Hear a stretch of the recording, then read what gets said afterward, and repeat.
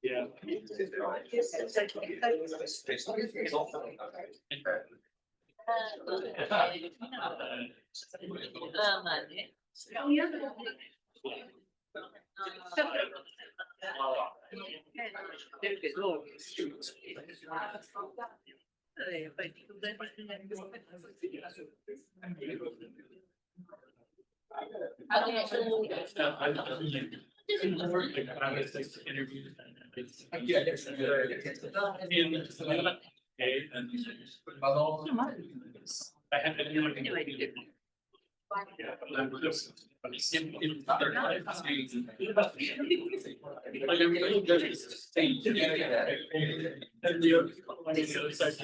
Okay, good morning, everyone. So, welcome to our 2025 Valuism Conference. I'm incredibly excited to have you all here. I'm not showing the online Zoom room at this point, but we're also joined by a number of people online across the world.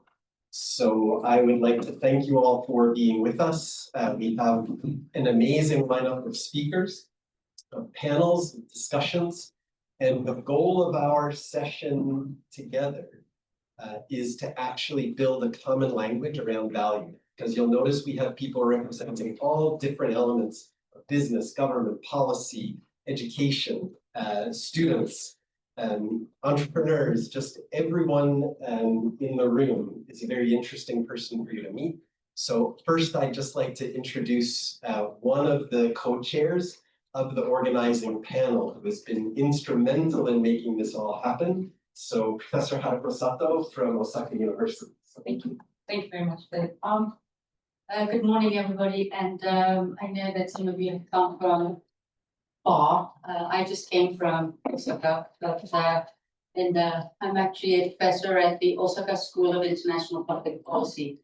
I'm today standing in for my senpai and colleague, Professor and Ambassador Hoshino Toshia, who was actually, I've actually known him for over 30 years when we were both together at the Japan Institute of International Affairs in Tokyo. He and I have not really crossed paths until I came to Osaka 12, 13 years ago. And in the course, I've my specialty is international relations and international politics. So I'm actually quite outside of all of your expertise today.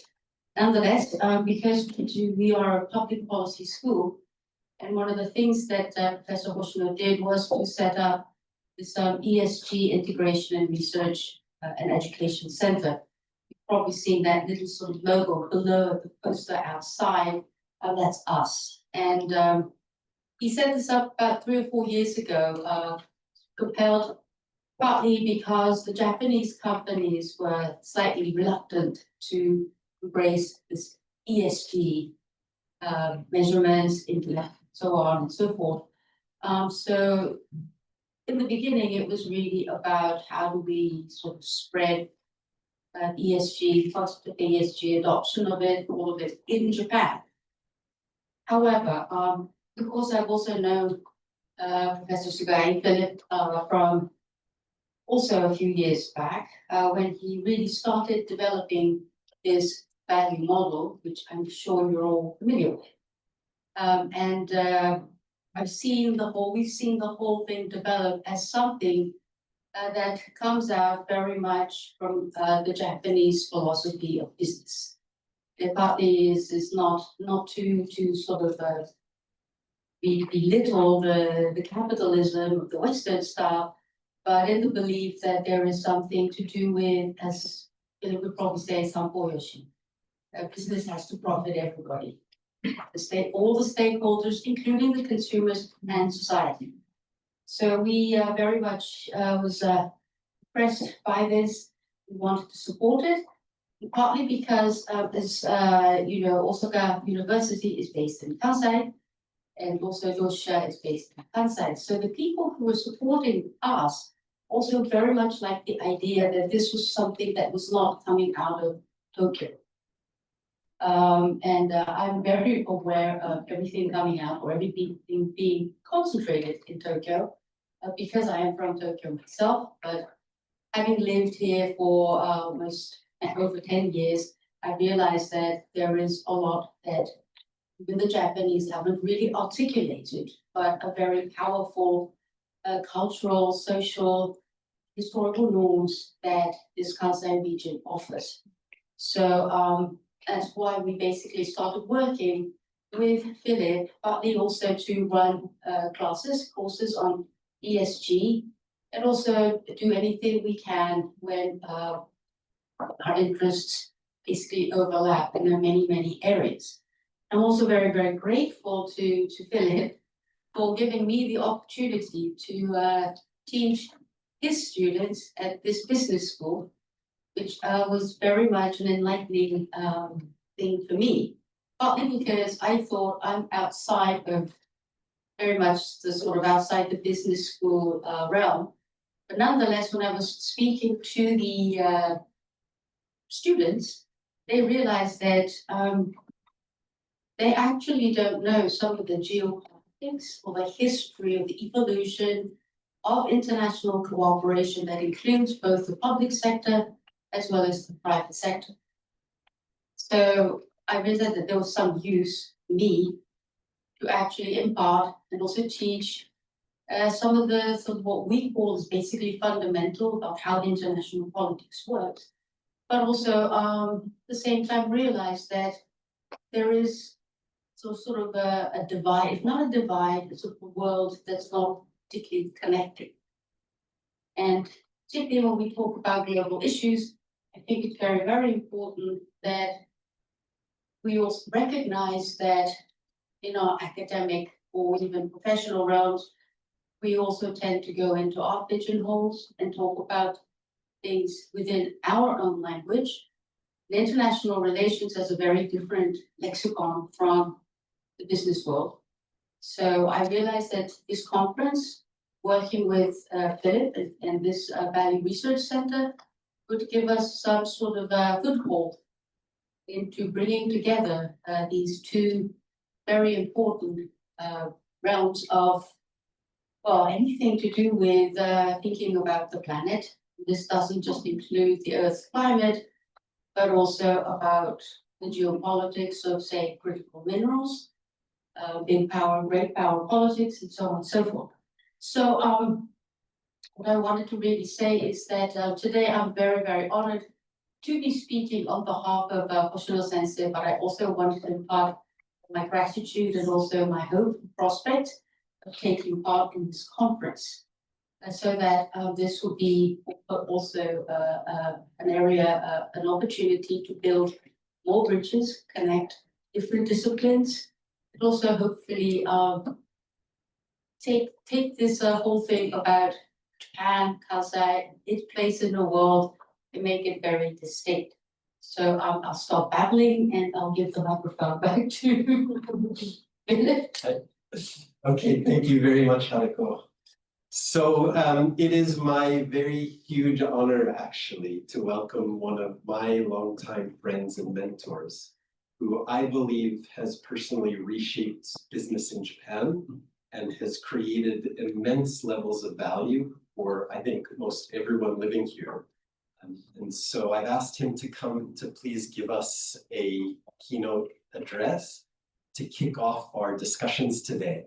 So if you have never heard of Dr. Sachio Semmoto, I urge you to take a look at his history and the things that he's done.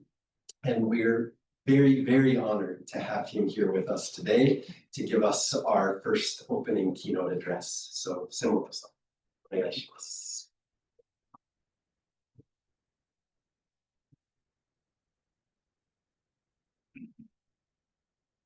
Recording in progress. And let me just announce that there is simultaneous interpretation happening. And so on your Zoom room, you will actually notice that there's an interpretation button. And you can click either Japanese or English. So for most sessions, we'll be speaking in English with Japanese translation. So people who would like to have Japanese, please actually just choose that. But basically, and so this is actually a really good reminder. So,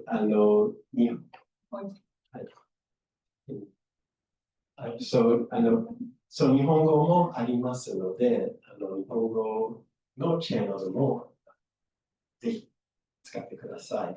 So, and one note to speakers, because we do have simultaneous interpretation happening, they've requested that we speak a little bit slower than normal, just to catch up with us, especially as we get excited. But anyway, so please join me in welcoming Dr. Sachio Semmoto.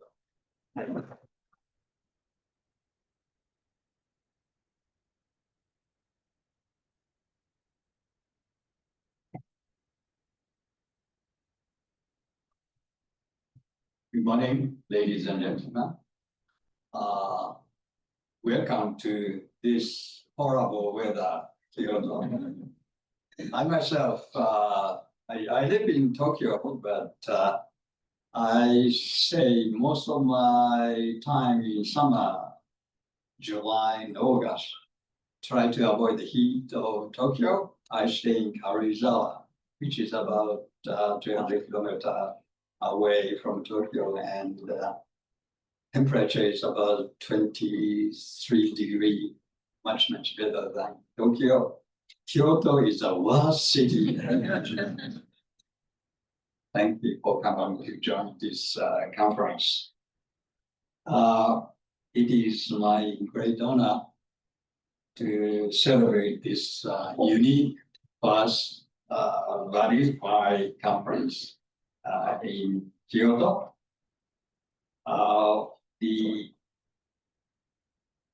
I'm so glad we have accepted many academicians, researchers, and business leaders. I myself, currently I'm a chair professor at Kyoto University, my alma mater, to teach entrepreneurship to graduate students. But originally I'm an entrepreneur. I'm a founder of KDDI, AU, which is second largest telecom in Japan. Started from Kyoto about 40 years ago. And I'm so happy to have you, and we need your ideas and innovations and the creations for this conference. And I'd like to share some of my personal history and lessons I have learned through my life. The first lesson I've got in my life is as an entrepreneur, believe in yourself and ignore doubters. This is a great lesson in my life.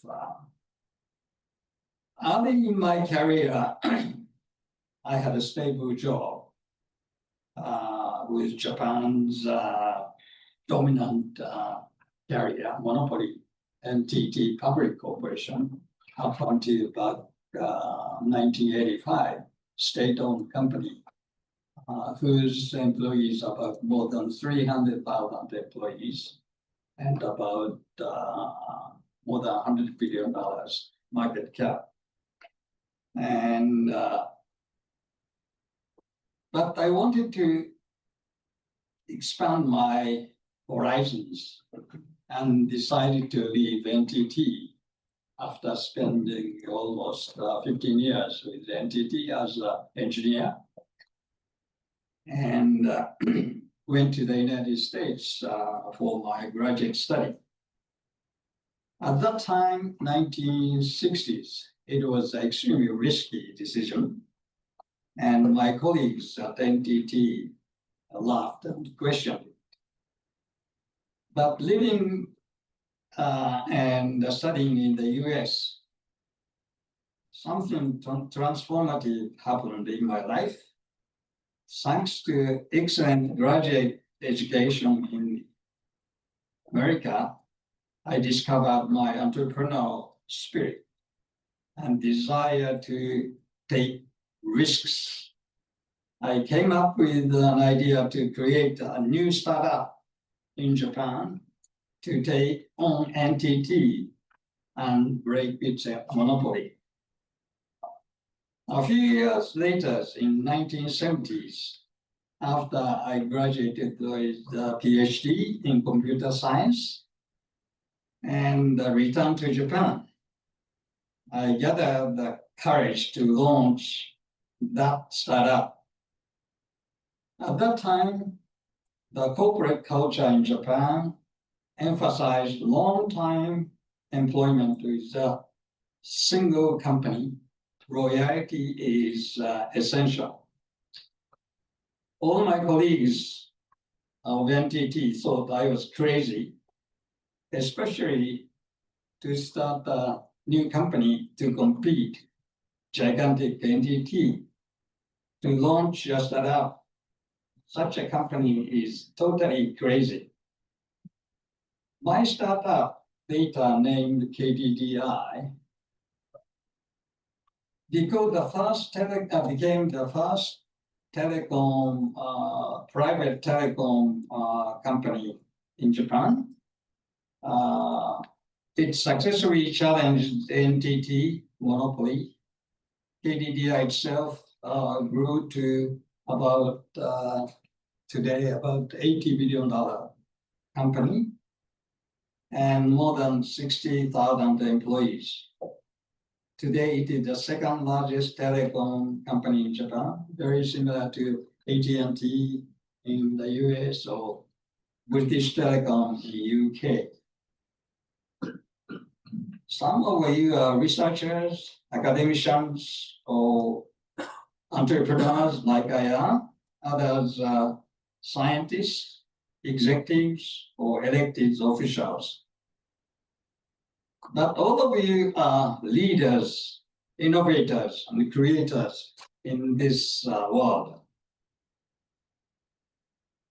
Believe in yourselves and ignore the doubters.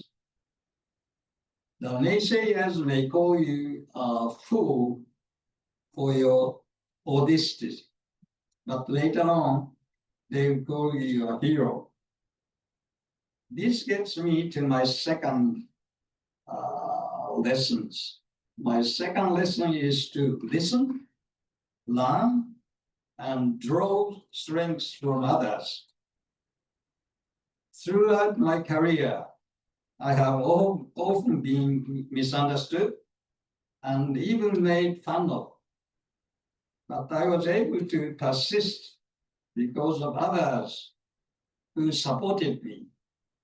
As I was preparing to graduate from American University, I received many lucrative offers from top companies in the US after my PhD acquisition. However, I was dreaming on my telecom startup idea, but it seemed too risky. I told my professor, great professor, I was ready to accept one of the top excellent company offers in the US. But he responded, Sachio, don't you want to go back to Japan and contribute to your own country? My outstanding professor saw potential in me and my future that I didn't see myself. Moreover, he believed in me. Thanks to him, instead of rich, safe corporate career in the US, I decided to return to Japan, which was still very poor in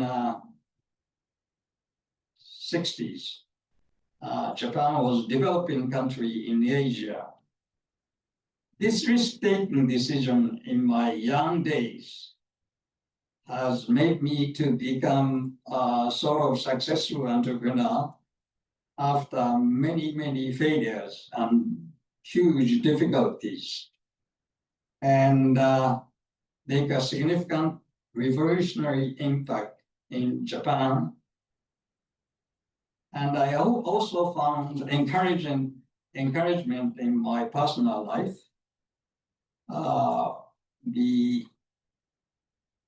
When I told my wife that I was ready to leave a company, very rich, nice, safe environment of NTT, to start my own little company, I expected her to be displeased and try to give up such a extremely difficult, crazy idea.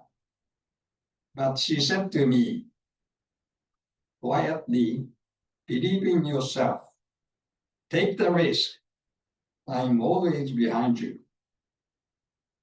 That was the best support anyone has ever given me in my life. My friends, your path to the success is simple. All you have to do is to build your own vision, big vision, and have a good partner like Mr. Inamori, my co-founding partner of KDDI.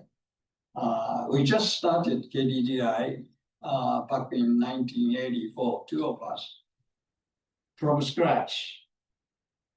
And also my wife in my personal life.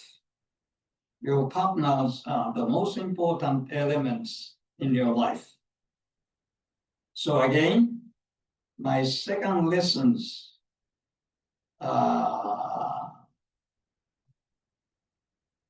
is to listen to them, learn from them, lean on them.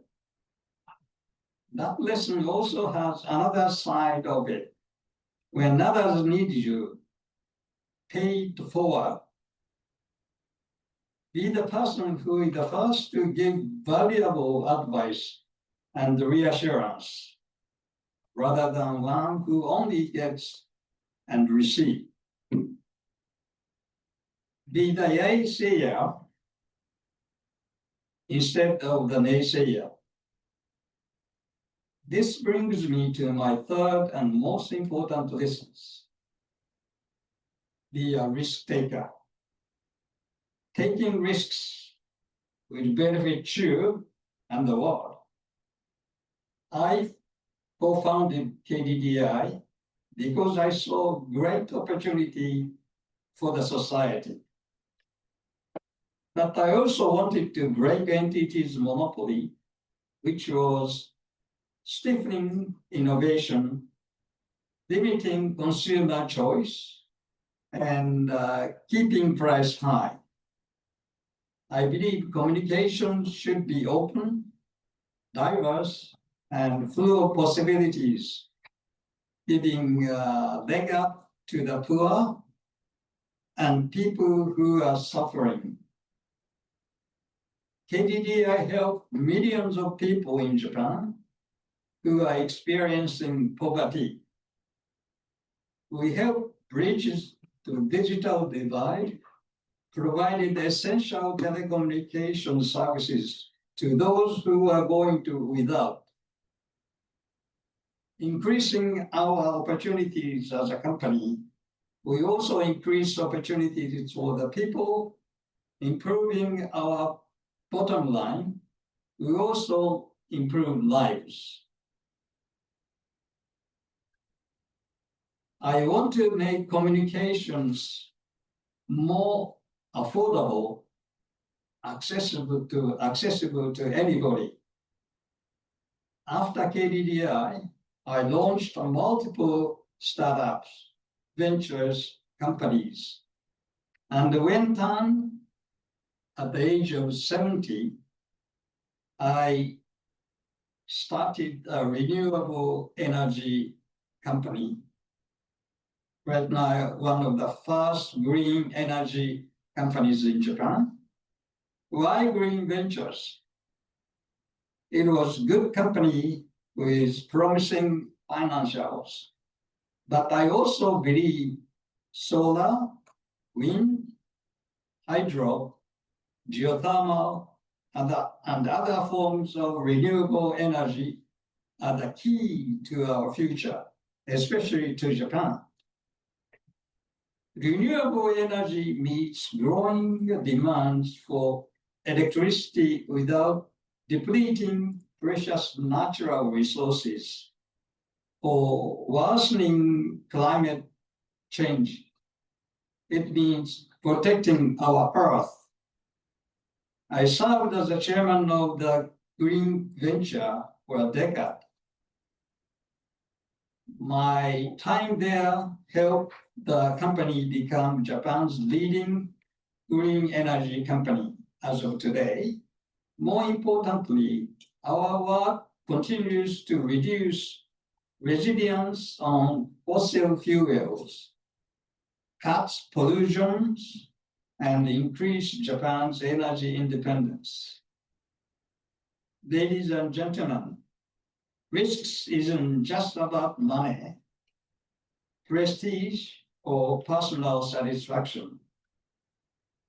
It's about betterment of the society and the human condition.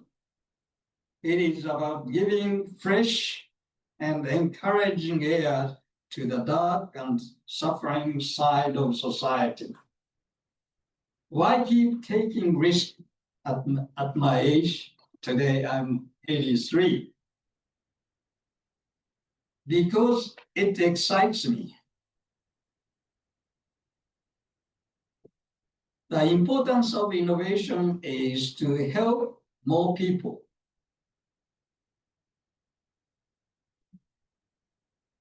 And because building new things, even if they fail, feels essential, it is using my own lungs to give that fresh, healthier air to our society and the world. Ultimately, I take risks for better worlds. I want to make revolutionary change to the society. My fellow thought leaders, whatever your path, you have the tools, the networks, the mindsets to the leaders and pursue your bold ideas to better the world. Pursue these ideas, ignore the doubters, surround yourself with believers and listen to them and learn from them and lean on them. Be yay-sayers instead of naysayers. And most of all, be risk-takers. Your risks will benefit others, and at the end of the day, yourself. The future is not something we wait for, it's something we create. My fellow leaders, I believe with all my heart, you will create a better future. And this conference itself will highlight some of the Japan's and the world's best thinking on many of those subjects today and tomorrow. Philip, long-time friend, more than 20 years, and Kai, our CEO, and our team are all looking forward to the discussions and the results of so many thought leaders coming together to chart the code forward to values. Thank you very much once again. Congratulations on your joining this wonderful conference today. Thank you very much.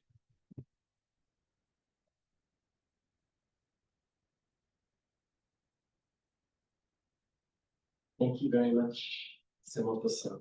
So next, I'm very honored actually to turn things over to Gautam Mahajan. Gautam also has been a friend and mentor for many years, runs the Creating Value Alliance.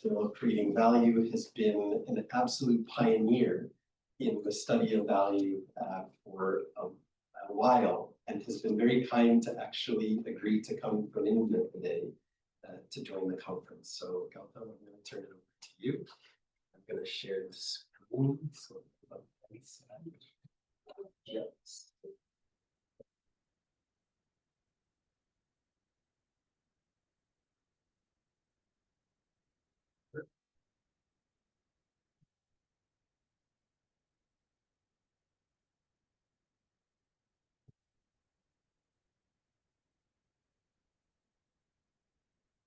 What I'll put this in. So some program.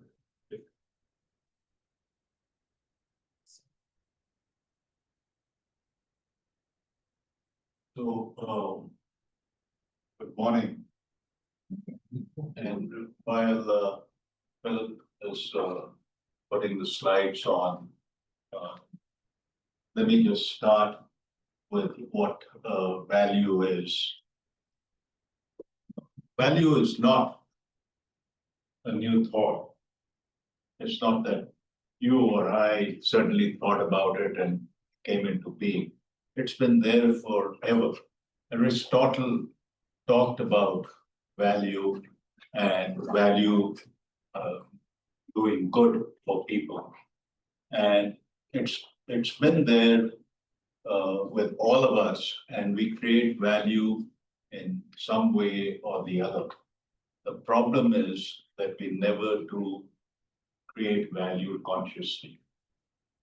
And the aim of all of what we're trying to do is, in fact, to create value consciously and destroy less value. If we can achieve that, the world will be a better place.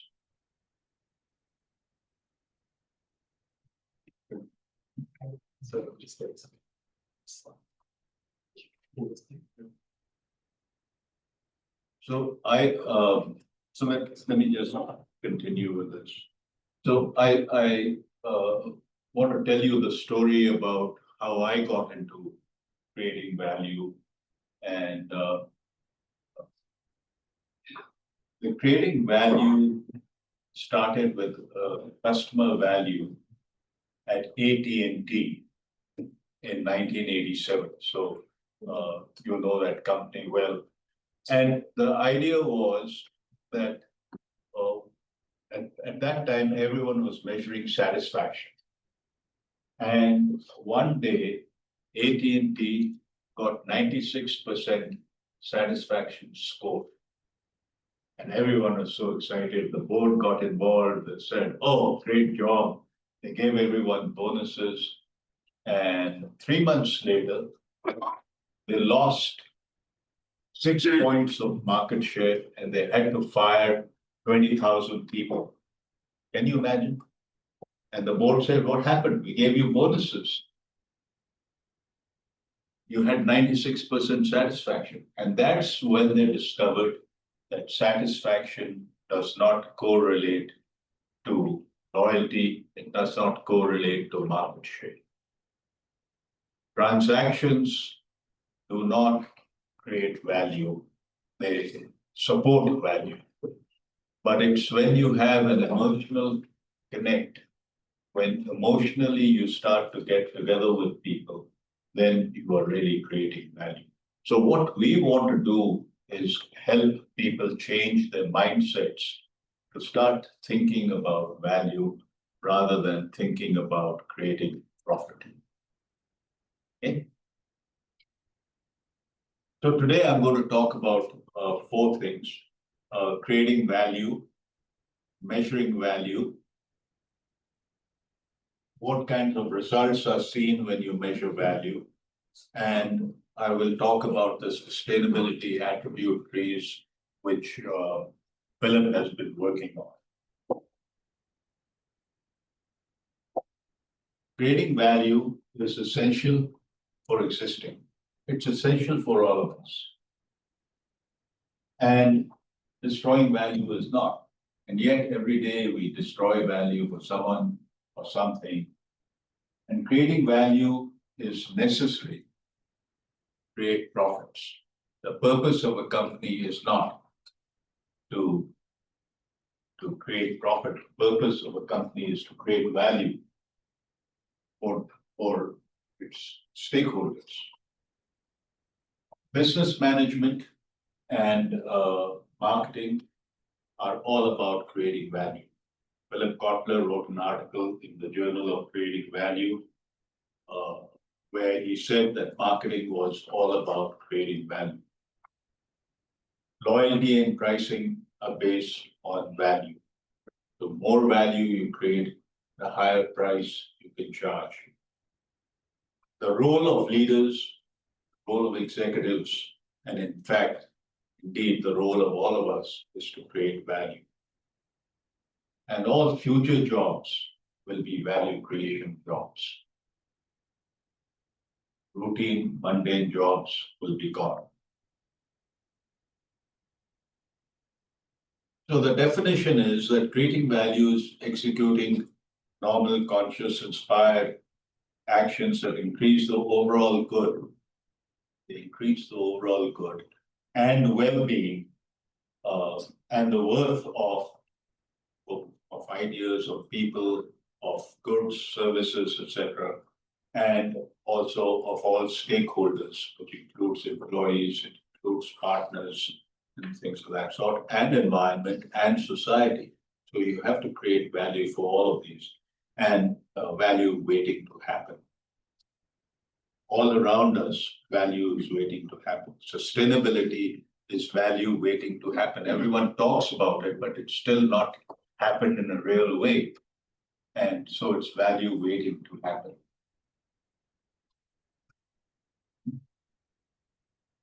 If you don't mind, Philip, Valuism is a mathematical and ethical framework for understanding, measuring, and optimizing value as it arises through relationships.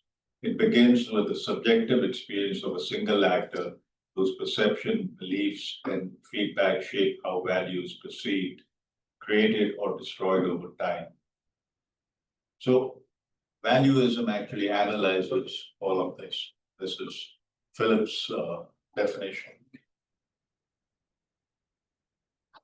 So I got involved very seriously with Ray Kordopleski, who started the whole area of customer value at AT&T, because they discovered that instead of satisfaction, what you had to measure was value.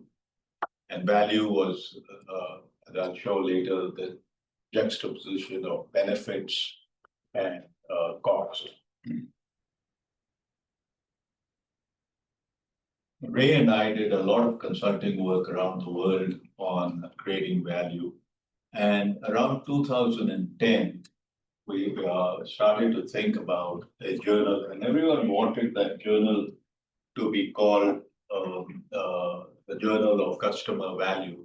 But we decided to change it to the Journal of Value Creation. So when you see this, it doesn't say value creation, it says creating value. Because the Journal of Value Creation already existed, unknown to us.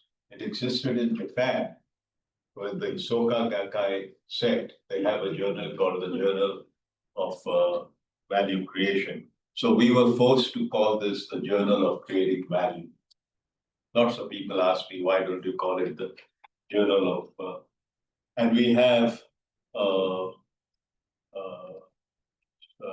Philip Sugai Sensei, Kokobu Sensei, and a few other people in this room who are members of the board.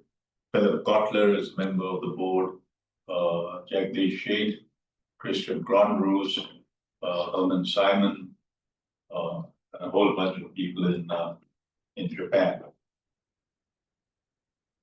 Then we started the Creating Value Alliance, and all of you can join this. It's so free. It's called creatingvalue.co. And then Value School started at Kobe University. I'm a little out of sequence in the slide. And they had come to our first global conference on creating value in Leicester, UK. And they decided to start a value school. And today they have 170 students in this value school. And you can be from the English department or the philosophy department or the engineering department and join the value school. And you get credits for your major and you get a certificate in value creation. And in 2019, we had a conference in Kobe, and that's when I met Sugai Sensei for the first time. And he had in his mind to start the Value Research Center at Toshisha. And so he and I met for half a day and talked about what could be done. And he came back and started this, and it's grown from strength to strength. And I'm proud of what you've done. It's amazing work. And I think the value community needs to thank you. Apart from the conference, we need to thank you for all of the work that you've done. And then there was a Creating Value School started at the Japan Advanced Institute of Science and Technology, who have their main campus in Ishikawa, but in the Tokyo campus, which is all PhD students working for companies, everyone has to go through the Creating Value School. And then there's the Center of Social Value Creation at the University of Maryland, the Madden Center for Creating Value at Florida Atlantic University, the Value Wheel in Portugal, and the value creators in the US. So slowly it's catching on, but it's not fast enough because too many companies are thinking short term rather than long term. We have our 8th global conference on creating value at Imperial College. James Barlow and I are the co-chairs, and we hope all of you will come to that conference. It's on November 19th and 20th this year. And you've got to remember, value creation can really be fun. If you do the right things for your employees, it becomes fun for them to do their jobs well. If you do the right things for the customer, it's fun for them to do business with you. If you do the right things in value creation, the shareholders benefit because you create more profit. So it's a win-win all around.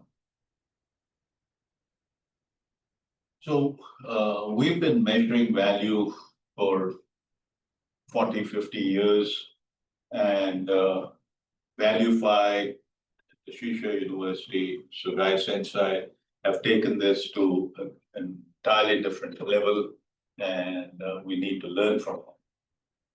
Congratulations. So how do we measure customer value? To measure, and normally we measure the relative value. We don't measure the absolute value that the customer gives you. We want to measure what is the relative value that you get, because, you know, when you get a grade, it's not that I got 80 marks, it's where you stand versus the rest of the class. If the class average was 90, 80 wasn't very good. But if you got 80 and the class average was 70, 80 was damn good. So you just can't say, I got the score 96% satisfaction like 80 and he got. You have to say, where do I stand versus competition? So that's the first thing that we have to do. And to do that, we have a term like economic value added, customer value added. And it's the perceived worth of your offer divided by the perceived worth of competitive offers. And it's measured by asking the customers, not by asking the companies that provide that value.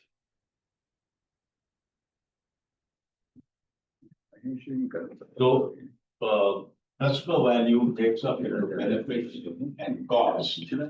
And if your costs are high, the value will be less. And if your benefits are very high, the value will be high.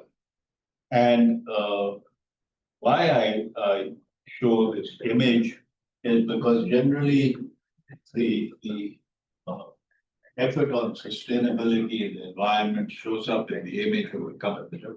And we find in many companies that the image becomes, in the buying equation of the customer, the image becomes very important. And so that's something that we keep in mind. And once you've done the measurement, you actually find out how important the benefits are, 20%. The product image is 43%. The overall price is 36%. Red is where you're worse than competition, yellow you're equal, and green you're better.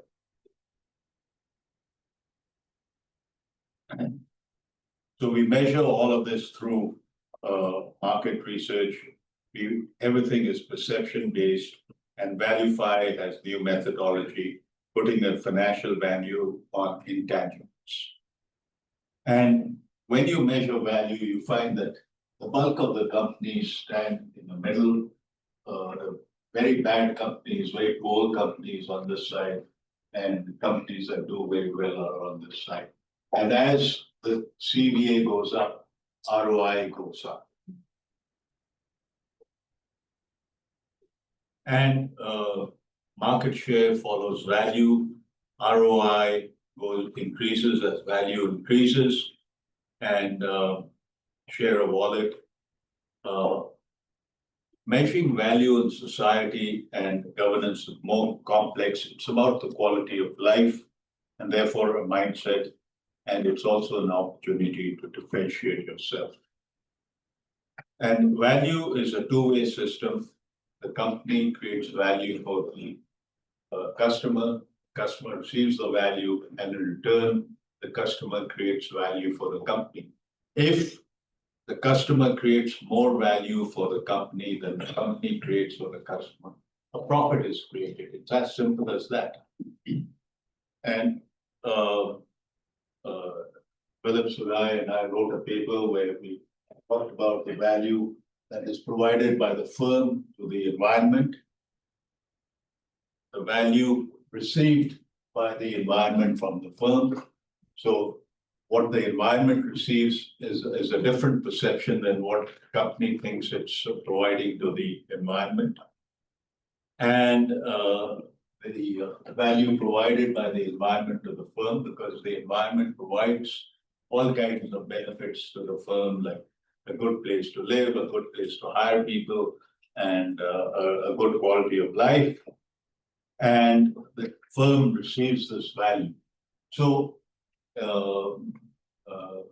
Philip has been taking this to greater heights, and we wish him all success, and we wish all of you a good time here and great success in creating value. Thank you very much.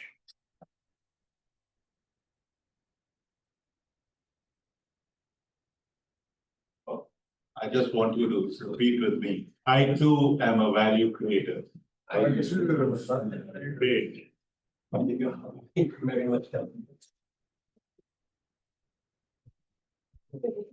And our last keynote today is actually Yoshie Sugai, who is an 8th degree black belt in Aikido and teaches about martial arts philosophy as it applies to leadership and business.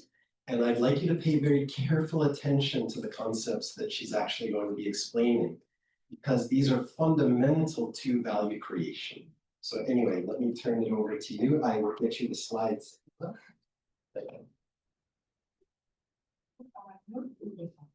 Yes, I know, Kim.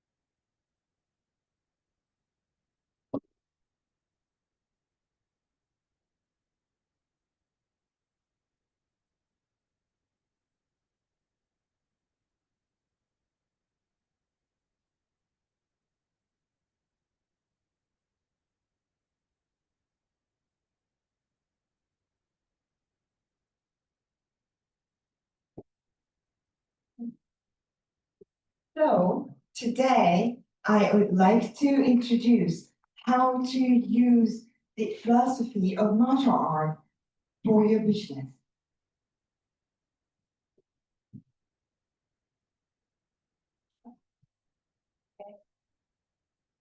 First, I would like to explain what is the martial art. In Japanese, the martial art is called Budo. But and also its difference, Budo and Bujutsu. But in English, the martial art is just martial art. So they don't separate. But in Japanese, we clearly separated the Budo and Bujutsu. And Budo, first I will explain about the Bujutsu. Bujutsu is the technique of like samurai used.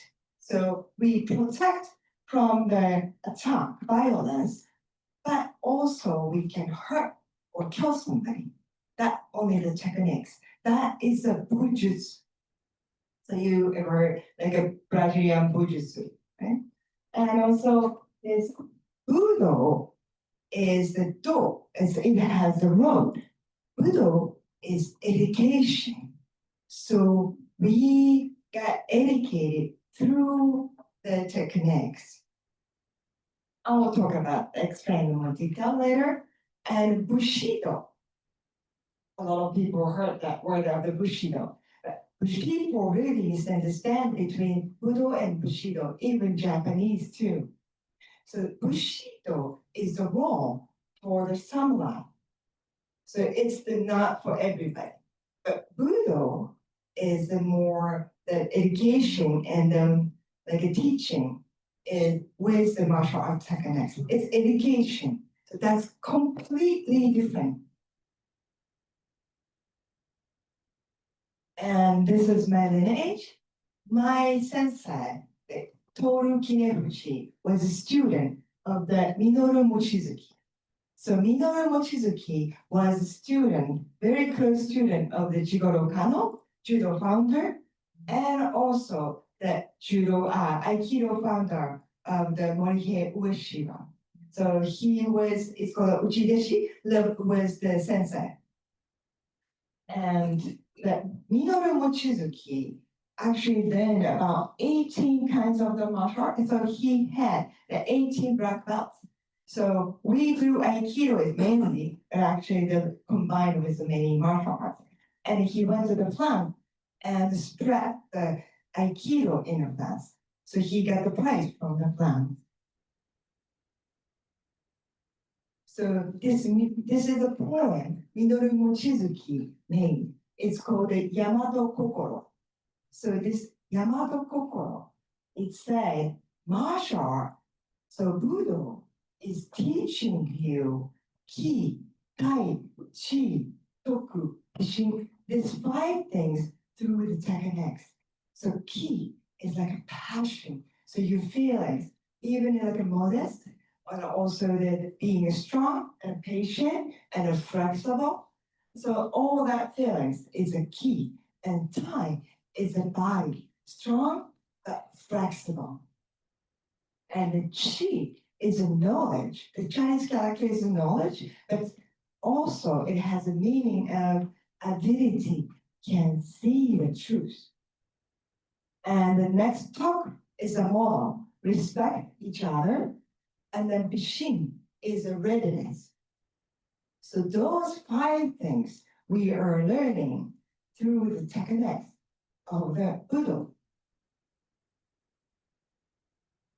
So today I'd like to introduce this saying. This is a word of the Jigoro Kano, Seiryoku Zenyo, Jita, Kyoei. So maybe somebody are familiar with these words, but let us take a moment to know about its meaning together.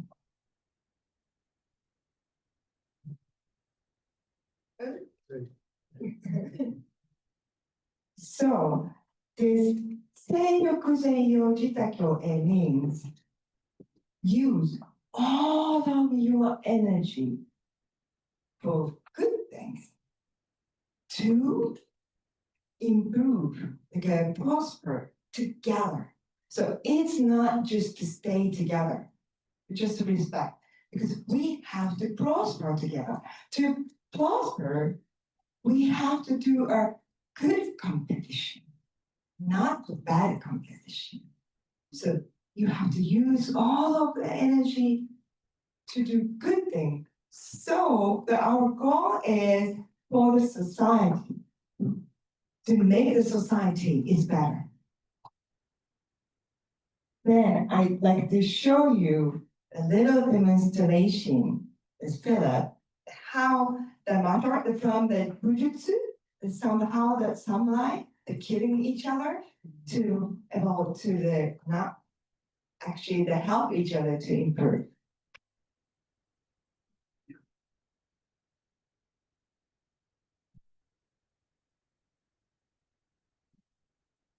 This is why we didn't have people sitting in the front. So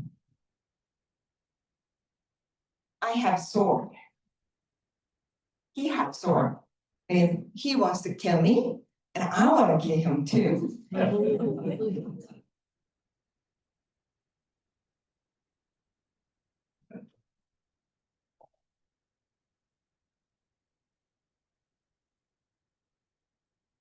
Hey! Hey. He died. So when he died, maybe his student or his son wants to kill me there, right? And also my son or daughter wants to kill him. So that it's keep killing and we are keep losing something. And then next, he has sword. Still he wants to kill me, but I don't want to.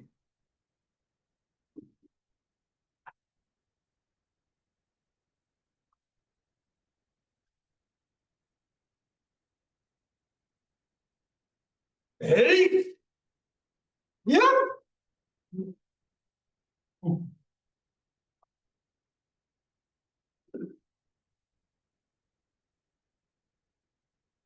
So I didn't kill him. I took his weapon. So he knows he lost. And the last one, we both of us don't have a weapon.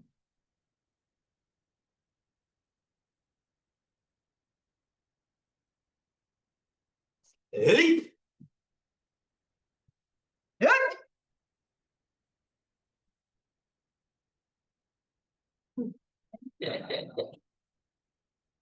So this was the evolution. A long time ago, the sword master, his name's called Yagyu, like a Edo era. And he had a chance to show his techniques in front of Shogun Tokunaga. And then he showed the second one, the person didn't have a sword, and the other one had a sword. And Yagyu took he brought his son to show that techniques. And then Yagyu took the sword and then beat them. And the Shogun Tokunaga asked him, why you don't kill? right? Why didn't you really kill? But he said, I am very strong. I killed so many people in the past, and nothing remained, right? So if I kill that person, I lose that person's techniques, right? So many, we are losing so many, and maybe that person's, the family will try to revenge, and they will lose my technique too. Nothing good for the society. We just keep losing. So I am strong. So like me, very strong person should stop to killing somebody if we don't need to. Okay? So that was the real story. And from that one, like this techniques is the improvement.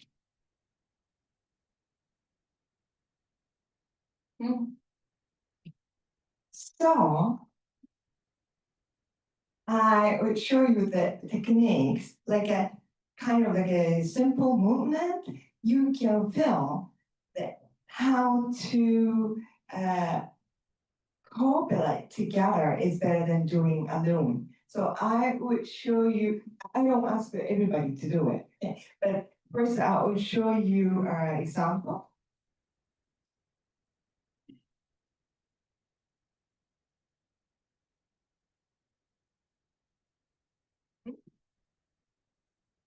So, if you can't see me, please stand and watch.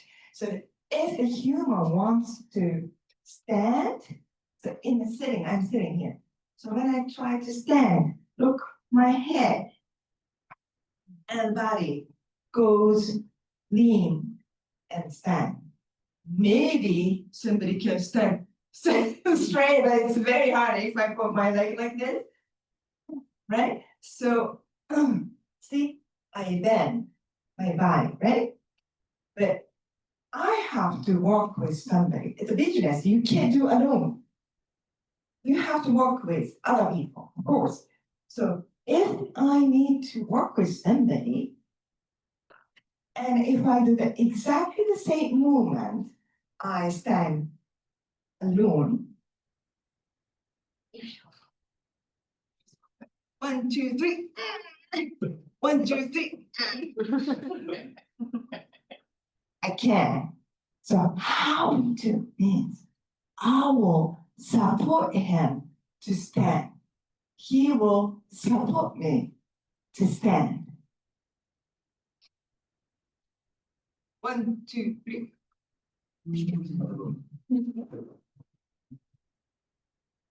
Easy. It's not so easy. Who can be a volunteer today? Who? Nobody? Yeah. And yeah, he's got.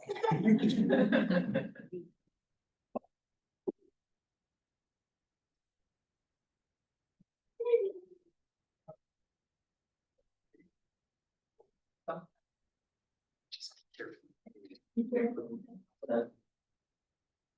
Maybe this one, so you don't get the look of it.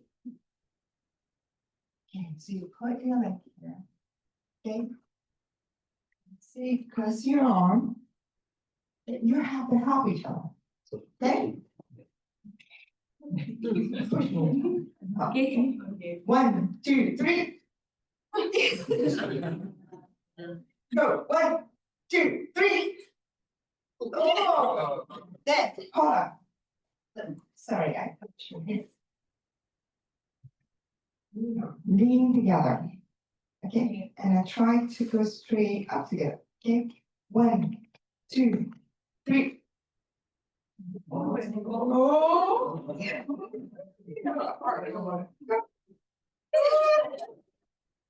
It's hard. Let me do with that. I think that's okay. Sometimes shoes are sleep. Yes, Maybe that. okay.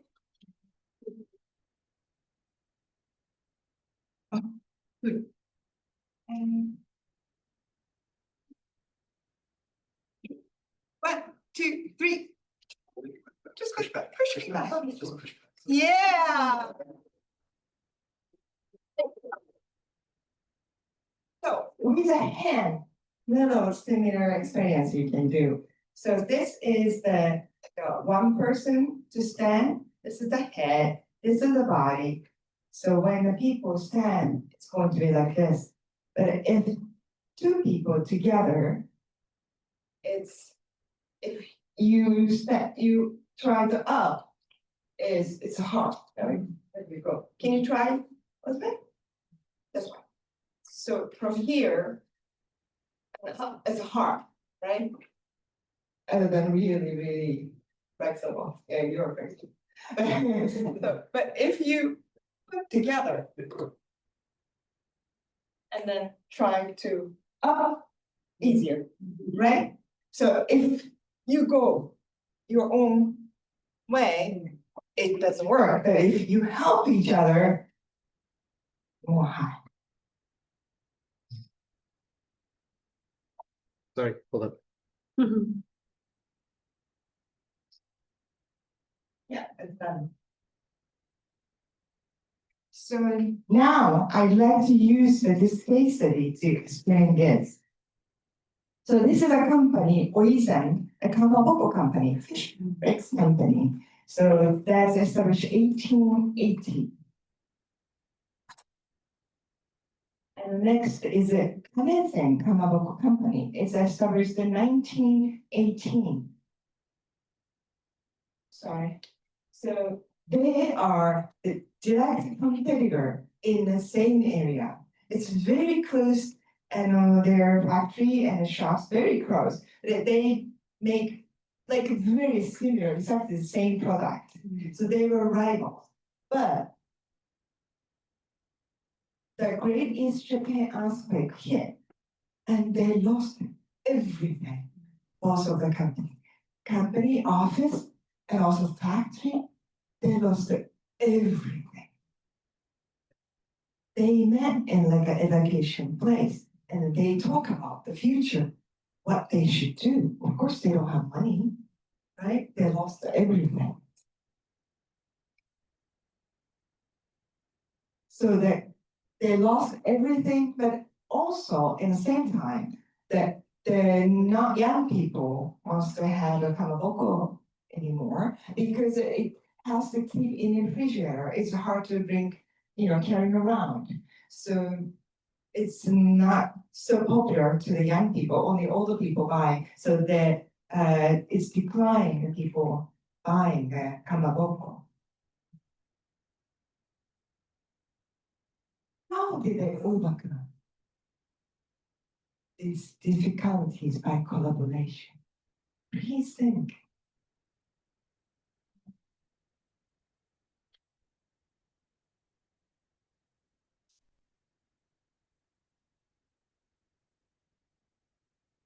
They have the same product they used to make. Can I answer? They create a new company together. So they pay together so they could make something, even though little money. And also they share the techniques together. And so one is really good for the technology, for the keep like a healthy product.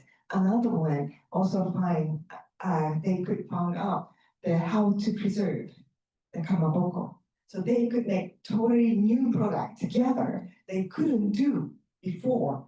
And also you can see the designs, it's more attractive for the kids' bento, kids' lunchbox, so they can bring somewhere. And also they challenged for the scallop too, they never did before. So because they could do together, actually if they are alone, they couldn't stand back, but because they could do together, they could do something new and better to give the better product to the society.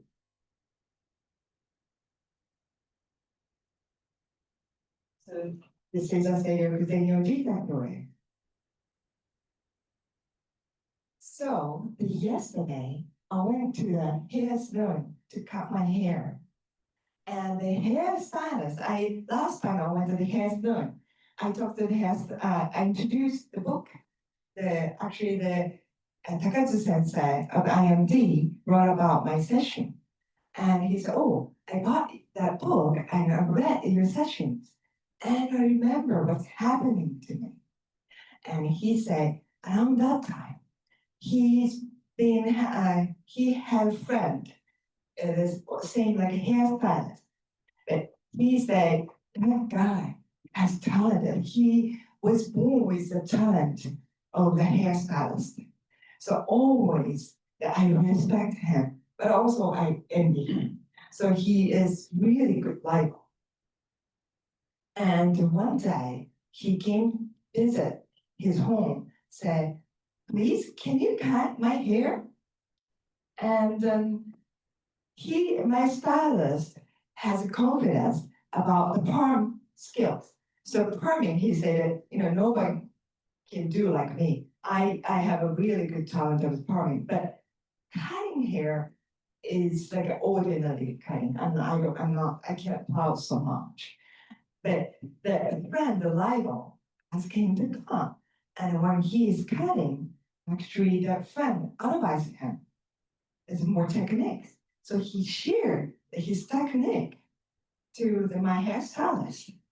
And he thought, wow, he's sharing his technique to me. And also at the same time, I thought, okay, I will do more effort to do more study and be better hairstylist. That's what I saw. So when I read your session about the session, I thought, wow, this is the Seiryoku Zenyo Jita Kyoei. And he also talked about it a long time ago, like the hair shops is like a more kind of like their own like a castle. So that hairstylists didn't want to tell anybody their techniques because other people would, mimic how they do. But nowadays, he said, this hairstylist business also getting changed. So we share the techniques, even SNS or like the study, like a seminar, we share the skills each other to improve, to give a better service to society. That's what he taught me yesterday. So I know here that everybody can do an impact to the society. So like you saw the evolution from the killing each other to actually the helping each other. So please use this Seiryoku Jita Kyoei for your business and also for teaching for the society in the future. Okay, I end.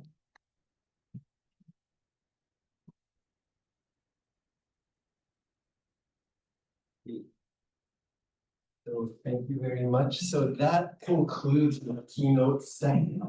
So I'd like to thank Dr. Semmoto, Gautam, and Yoshie for taking the time to help us kick off this event. So we have about 15 minutes for a coffee break.